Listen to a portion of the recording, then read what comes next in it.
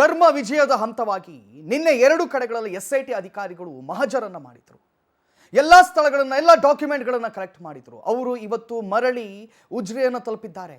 ಬೆಂಗಳೂರಿನಲ್ಲಿ ಎರಡು ಕಡೆ ತಲಾಶ್ ನಡೆಸಿ ಬೆಳ್ತಂಗಡಿಯತ್ತ ಇದೀಗ SIT ಅಧಿಕಾರಿಗಳು ಹೋಗಿದ್ದಾರೆ.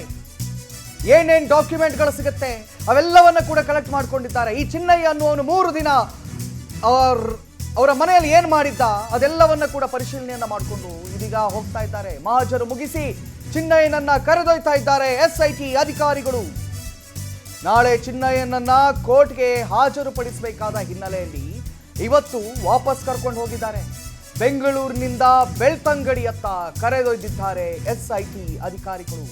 ಜಯನ್ ನಿವಾಸ ಸರ್ವಿಸ್ ಅಪಾರ್ಟ್ಮೆಂಟ್ನಲ್ಲಿ ಇಂಚಿಂಚು ಕೂಡ ಶೋಧವನ್ನ ಮಾಡಿದ್ರು. ನಿನ್ನೆ ಸಂಜೆವರೆಗೆ ಶೋಧವನ್ನ ಮಾಡಿದ್ರು. ವಿದ್ಯಾರಣ್ಯಪುರದ SB ಮ್ಯಾನ್ಷನ್ ಸರ್ವಿಸ್ ಅಪಾರ್ಟ್ಮೆಂಟ್ನಲ್ಲೂ ಕೂಡ ಶೋಧವನ್ನ ಮಾಡಿದ್ರು. ಸುಮಾರು ಒಂದಲ್ಲ ಎರಡಲ್ಲ ಬರೋಬ್ಬರಿ 10 ಗಂಟೆಗಳ ಕಾಲ ಮಹಜರನ್ನ ನಡೆಸಿ ಮಹೇಶ್ ತಿಮರೋಡಿ, ಗಿರೀಶ್ ಮಟ್ಟಣ್ಣನವರ್, ಸುಜಾತ ಭಟ್ ಇವರೆಲ್ಲರ ಕುರಿತಾಗಿ ಪ್ರಶ್ನೆಗಳನ್ನ ಕೇಳಿದ್ರು. ಜಯನ್, ಚಿನ್ನಯ್ಯ ಉಳಿದಿದ್ದಂತ ಸರ್ವಿಸ್ ಅಪಾರ್ಟ್ಮೆಂಟ್ ಇದು. ಆರಂಭದಲ್ಲಿ ಈ ಜಯನ್ ಅನ್ನೋರು ಹೇಳ್ತಾರೆ, ನಮಗೂ ಆ ಸಂದರ್ಭದಲ್ಲಿ ಭೀಮಾ ಅಂತ ಹೆಸರಿತ್ತು ಇವನಿಗೆ, ಚಿನ್ನಯ್ಯ ಅಂತ ಗೊತ್ತಿರಲಿಲ್ಲ. ನಮಗೂ ಭೀಮನಿಗೂ ಯಾವುದೇ ಸಂಬಂಧವಿಲ್ಲ, ನಮಗೆ ಅವನು ಯಾರಂತಾನೇ ಗೊತ್ತಿಲ್ಲ, ಅವನು ಬಂದು ಬುರುಡೆಗಳನ್ನ ಹುಡುಕಿ ತೆಗಿತಾನೆ, ನೀವು ತೆಗೆದು ಗುಡ್ಡೆ ಹಾಕಿ ಅಂತ ಹೇಳಿದ್ರು. ಆದರೆ ಈಗ ಸತ್ಯಾಂಶ ಹೊರಗೆ ಬರ್ತಾ ಇದೆ. ಏನಂತ ಕೇಳಿದ್ರೆ, ಈ ಗುಂಡ, ಈ ಅನಾಮಿಕ ವ್ಯಕ್ತಿ ಏನಿದ್ದಾನೆ ಭೀಮಾ ಅಥವಾ ಚಿನ್ನಯ್ಯ, ಈತ ಧರ್ಮಸ್ಥಳಕ್ಕೆ ಬರುವ ಮೊದಲಿಗೆ 3 ದಿನಗಳ ಕಾಲ ಚಿನ್ನಯ್ಯನವರ ಮನೆಯಲ್ಲಿ, ಯಾರು ಜಯನ್ ಅವರ ಮನೆಯಲ್ಲಿ ತಂಗಿದ್ದ. ಈ ಚಿನ್ನಯ್ಯ ಜಯನ್ ಅವರ ಮನೆಯಲ್ಲಿ ತಂಗಿ, ಬೆಂಗಳೂರಿನವರ ಗೃಹದಲ್ಲಿ ತಂಗಿ ಎಲ್ಲ ರೀತಿಯ ಪ್ರೀ ಪ್ಲಾನ್ಗಳನ್ನು ರೆಡಿ ಮಾಡ್ಕೊಂಡಿದ್ರು.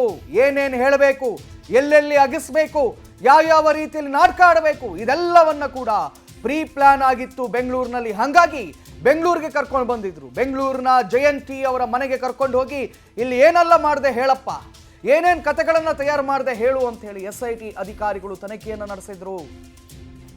2 ದಿನಗಳ ಕಾಲ 10 ಗಂಟೆ ನಿರಂತರವಾಗಿ ತನಿಖೆಯನ್ನು ನಡೆಸಿ ಇಂಚಿಂಚು ಬಿಡದೆ ಅಲ್ಲಿ ಏನೆಲ್ಲ ಡಾಕ್ಯುಮೆಂಟ್ಗಳು ಸಿಗುತ್ತೆ, ಏನೆಲ್ಲ ಅಂಶಗಳು ಸಿಗುತ್ತೆ, ಏನೆಲ್ಲ ಪ್ರೂಫ್ಗಳು ಸಿಗುತ್ತೆ ಅದೆಲ್ಲವನ್ನ ಒಟ್ಟು ಸೇರಿಸಿ ಇದೀಗ ಆತನನ್ನ ನಾಳೆ ಕೋರ್ಟ್ಗೆ ಹಾಜರುಪಡಿಸಬೇಕಾದ ಕಾರಣದಿಂದಾಗಿ ಆತನನ್ನ ಕರ್ಕೊಂಡು ಹೋಗ್ತಾ ಇದ್ದಾರೆ.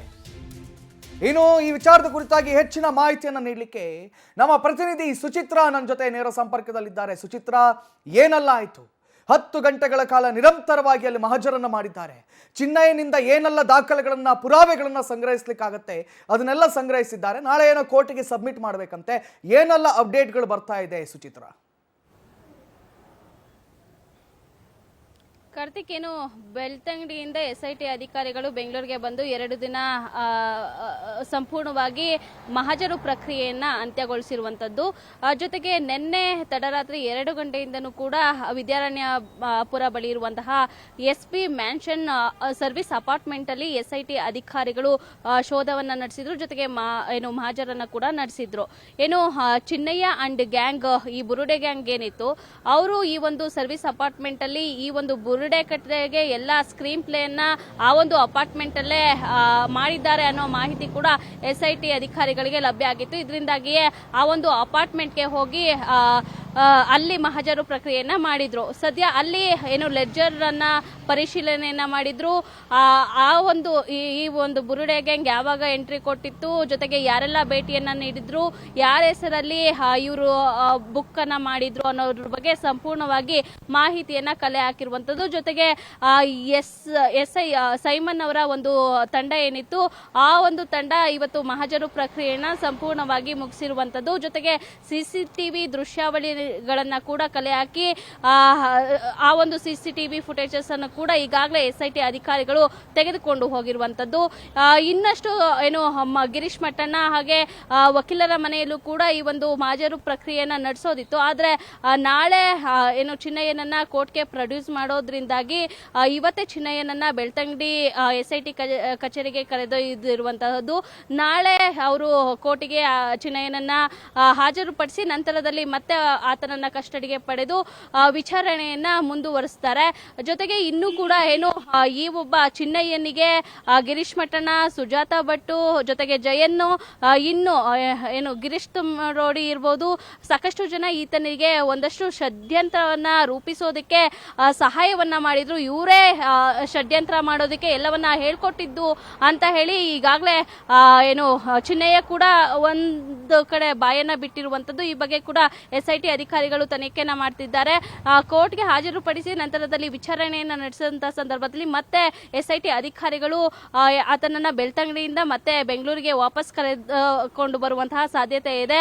ನಂತರದಲ್ಲಿ ಗಿರೀಶ್ ಮಟ್ಟಣ್ಣ ಹಾಗೂ ಏನು ಜಯನ್, ಮಲ್ಲೇಶ್ವರಂ ಬಳಿ ಇರುವಂತಹ ಜಯನ್ ಅವರ ಮನೆ ಜೊತೆಗೆ ವಕೀಲರ ಮನೆಯಲ್ಲೂ ಕೂಡ ಮಹಜರು ಪ್ರಕ್ರಿಯೆಯನ್ನ ಆರಂಭಿಸೋದಕ್ಕೆ ಎಲ್ಲಾ ರೀತಿಯ ಸಿದ್ಧತೆಗಳು ಈಗಾಗಲೇ SIT ಅಧಿಕಾರಿಗಳು ಮಾಡ್ಕೊಳ್ತಾ ಇದ್ದಾರೆ. ಮತ್ತೆ ಆತನನ್ನ ಬೆಳ್ತಂಗಡಿಯಿಂದ ಬೆಂಗಳೂರಿಗೆ ಕರೆತರುವಂತಹ ಎಲ್ಲ ಸಾಧ್ಯತೆಗಳಿದೆ. ಕಾರ್ತಿಕ್, ಥ್ಯಾಂಕ್ ಯು ಸುಚಿತ್ರಾ ತಮ್ಮೆಲ್ಲ ಮಾಹಿತಿಗಳಿಗಾಗಿ.